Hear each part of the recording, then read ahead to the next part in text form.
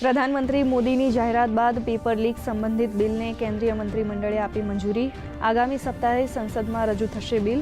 સૂત્રોના અહેવાલના આધારે મહત્વના સમાચાર।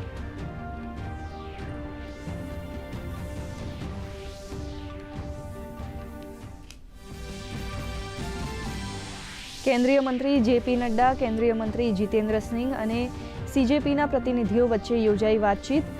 સીજેપીએ સરકાર સમક્ષ મૂકી 3 પ્રમુખ શરતો। સીજેપીનો દાવો, સરકારે 2 માંગો સ્વીકારી। ત્રીજી શરત મુદ્દે આવતીકાલે થશે વધુ ચર્ચા।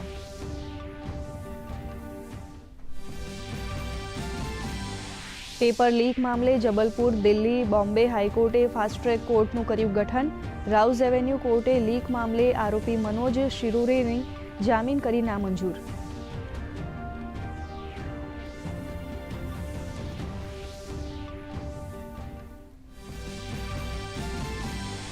કેન્દ્રીય કેબિનેટના 4200 કરોડ રૂપિયાના 2 મોટા નિર્ણયને મંજૂરી।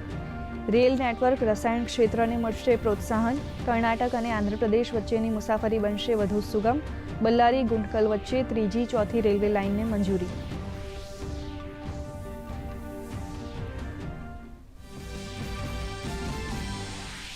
ભારતનો પાકિસ્તાનને જડબાતોડ જવાબ, કહ્યું સિંધુ જળ સંધિ શક્ય નહીં। આતંકવાદને પોષવાનું બંધ કરે પાડોશી દેશ। ચીનને પણ બતાવ્યો અરીસો, કહ્યું ભારતે ચીનની સંપ્રભુતાનું ક્યારેય નથી કર્યું ઉલ્લંઘન।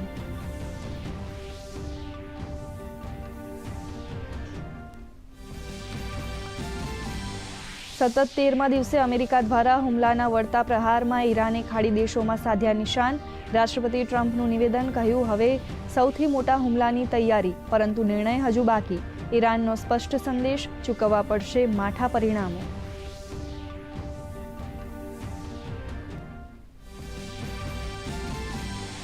રાજ્યમાં મેઘરાજાની ધમાકેદાર ઇનિંગ। છેલ્લા 24 કલાક દરમિયાન ખેડાના મહેમદાવાદમાં 19 ઇંચથી વધુ વરસાદ। ધોળકામાં પણ 18 ઇંચ વરસાદને પગલે સ્થિતિ વિકટ। રાજ્યના અસરગ્રસ્ત વિસ્તારોમાં 40,000થી વધુ લોકોનું સ્થળાંતર।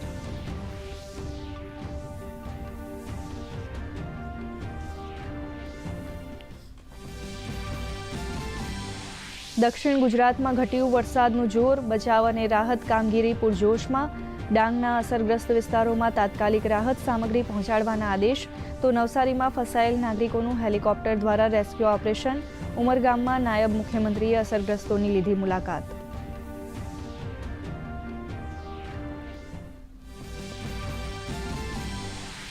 સુરેન્દ્રનગર, ખેડા, સાબરકાંઠા, ગાંધીનગર સહિતના 7 જિલ્લાઓમાં આવતીકાલે રેડ એલર્ટ।